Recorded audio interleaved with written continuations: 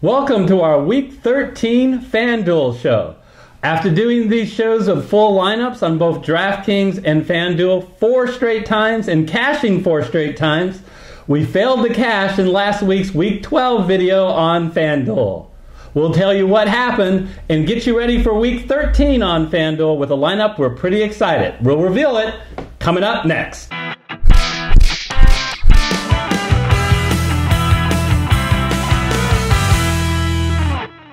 All right, welcome to the FanDuel studio.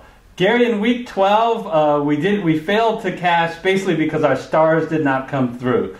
Have excuses. Melvin Gordon didn't come through because he got hurt earlier, and Odell Beckham got mugged in the end zone when he would have caught a touchdown. But you know what? Week 12 is Week 12. We didn't do it, but Week 13, we feel pretty confident. Let's start at quarterbacks. So we've got quarterbacks on our screen.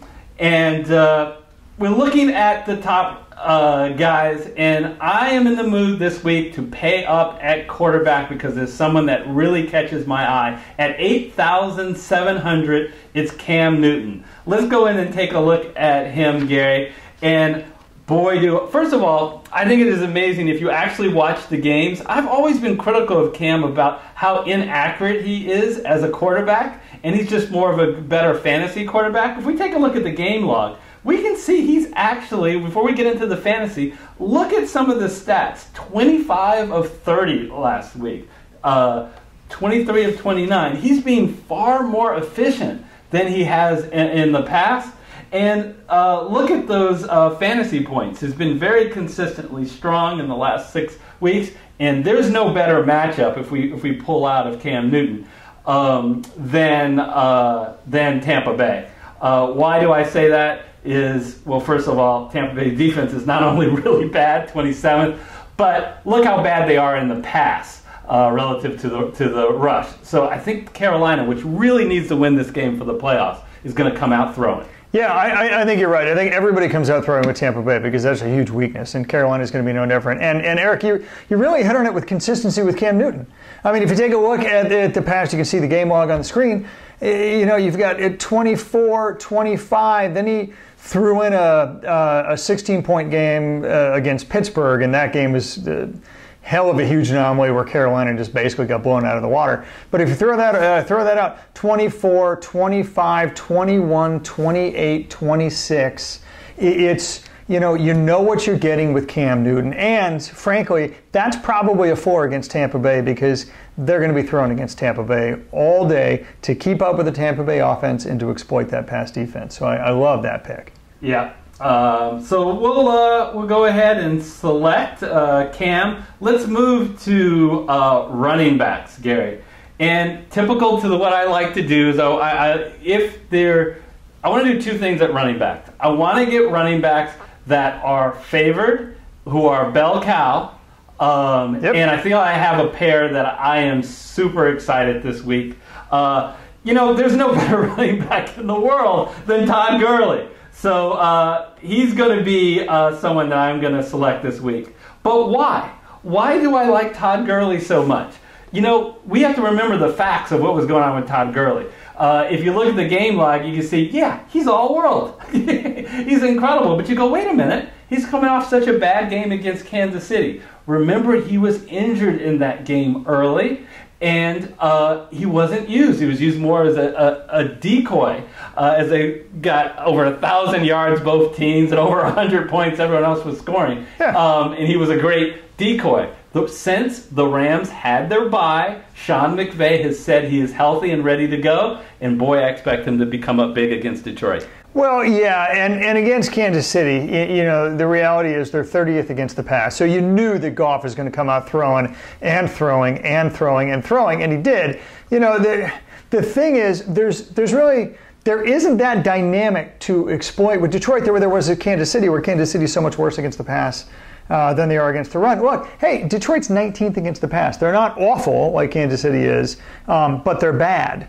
Or 19th against the rush, rather. They're 19th against the rush, and they're 13th against the pass. So they're not awful against the pass the way Kansas City is. So my point is this. There's no imbalance in the defense between the pass and the rush to take advantage of where there was against Kansas City. And so in this game, to me, it's setting up like a Gurley game. They're worse against the rush than they are against the pass. It's going to be Gurley all game long, and he's going to get his in volume in spades. In addition to that, I think the game script is, I think the Rams are going to crush Detroit. Detroit's in disarray. They don't. The wide receiver core is really hurt. Golden Tate's been traded. Marvin Jones Jr. Is hurt. Kerryon Johnson may not play. The Rams are going to get ahead, and they'll run when they get ahead. Absolutely. So I'm excited about Todd Gurley. The other pick at 77,600, we have to scroll down just a little, is Aaron Jones. Aaron Jones in another situation where the game script should really help him. I think Green Bay is going to crush Arizona. And boy, is Arizona awful against the rush. You can make a living picking against bell cow backs against Arizona. And we'll take a look at the game log, and you can see what he's done, Gary. Yeah, I mean, you're absolutely right. For the game log for Aaron Jones, you got to remember one thing when you're taking a look at the game log, as you are right now on the screen, is Mike McCarthy didn't find religion. Now, you could argue why the heck he didn't, but he didn't get religion until 3 games ago with Aaron Jones. So we had all kinds of things with, of course, they have 2 other running backs that they like to mix in there until one of the running backs decided to run the ball out from the end zone. That was a bad call a few, and then now he's on Baltimore. But look at what he's done the past few weeks when Mike McCarthy said he was going to commit to Aaron Jones. 17 points, 25 points, 31 points. That's the track record that you measure Aaron Jones from. Why do we think, Eric, that he's going to do this well again? Because you mentioned it, the Cardinals are 30th against the rush, and they're 4th against the pass. So they're very, very difficult to pass against, easy as hell to run against, and honestly, gameful, like you said. Green Bay is going to beat up all over Arizona. Vegas thinks so, we think so, which means in the second half it's going to be Aaron Jones left, Aaron Jones right. You love a volume in a game like that. So Aaron Jones wraps up our dynamic duo at running back. We're excited about that. But we have to admit we spent a lot of money to get that accomplished. Tyreek Hill is amazing. And what I like about him is they're going against the Raiders. Now, here's the deal. The Raiders are a bad team, and they have a bad defense. Now, some people say, Eric, you got it wrong. This is a Kareem Hunt game. Look how bad the Oakland Raiders are against the rush. They're the worst in the league. And that's true, but we're talking about the Kansas City Chiefs. The Kansas City is going to throw the ball. When's the last game that Mahomes didn't throw the ball? They're going to for at least 4 touchdowns. No, that makes sense. They will throw the ball. They are playing in Oakland, so maybe Oakland puts a little bit of resistance, scores a little bit on them. But it's amazing what Tyreek Hill can do, Gary. Well, and what I love, and just keep it on the game log for a second here, you can see the stats. Tyreek Hill is the most volatile player in the NFL. He will get you 10 points per game in a, quote, bad game, right? That's a bad game for Tyreek Hill. He will get you 30 points in a good game. But take a look at the games where he's gotten you 30 points, and I'm going to have to stare at the screen for this. But against the L.A. Rams, right? 20th against the pass, right? Arizona 19th against the pass. And then you go to the things like 31st, 25th, and 32nd, and those aren't the games that he blows up against. It's almost weird, where he needs to go up against a little bit of a challenging defense, and then he blows up, and you can see it on the list, right? New England was the next game he blew up at 22nd. So in the games that are noted in yellow, which means mediocre, he blows up. Games that are gimmies, games that are layups like green, they don't need Tyreek Hill. They lay off him. They rest him. They go elsewhere. So this is going to be another one of those games where against the pass, the Oakland Raiders are 15th. I can't explain it, but it is remarkably predictable with Tyreek Hill when he's going to blow up. And because of the Oakland Raider defense, this is actually shaping up to be one of those games. Okay, so moving along, we're going to pair Tyreek Hill with another outstanding wide receiver, and that guy is Mike Evans. If you take a look at why we like Mike Evans this week, well, there's a number of reasons. Well, first of all, he's at home against the Carolina Panthers, who are poor against the pass. So Tampa Bay, who's not great against the run, who's not great running the ball, will definitely be passing the ball. By the way, Jameis Winston is still the quarterback, and he's Mike Evans' best friend. Yeah, I mean, they seem to have a great connection. There's no doubt about it. Mike Evans is actually fast becoming one of those receivers you almost can't bench regardless of the matchup and regardless of the quarterback for that matter. But yeah, I mean, look, Carolina's 22nd against the pass. They're 6th against the rush. Yeah, so they're obviously going to be passing against Carolina, and so you love the volume there. Yeah, and look at the consistency in the game log. You can see it on your screen. I'm not going to go through that. Really excited to have Mike Evans on this team. I'm actually really surprised that this guy isn't more at $4,900. So I have to scroll down a little bit at wide receiver. I'm excited about Bruce Ellington. And we'll go ahead and select. Are you jonesing for this guy, Eric? Oh, yes, because Jones is out. So, look, Detroit needs help. So he's the number 2 wide receiver on Detroit.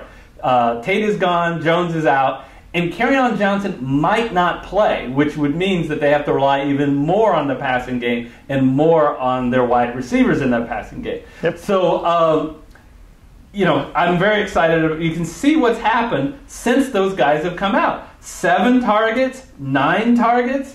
That's incredible for a guy that's only 4,900. Yeah, you're right. It's a strict volume play. He's a wide receiver 2 on a team that passes a ton. They're a top 5 passing team in terms of the number of throws, not yardage or catches, but just in terms of volume. You're getting a high volume guy, wide receiver 2 on a very high volume passing team in a game where they're going to have to pass a ton because they're going to fall behind the Rams, and you're doing it for an incredible price. You're right. So it's a great volume value pick. Yeah, and that Ram team is actually susceptible to the pass just as well. Mahomes threw for 500. Yeah, they need to lead back. And he's going to come back possibly week 13, or week 14, but take advantage of it this week. Yeah. So now we move on to tight end, and we got to hurry up a little bit.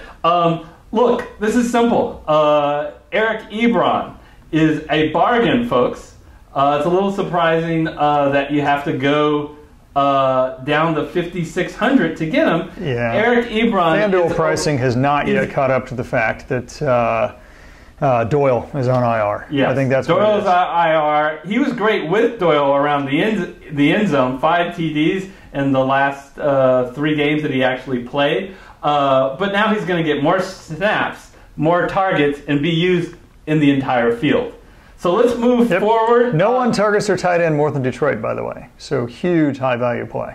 Let's move to our flex, and you might be looking, what are these guys doing? They only can spend $3,550 in the last two picks.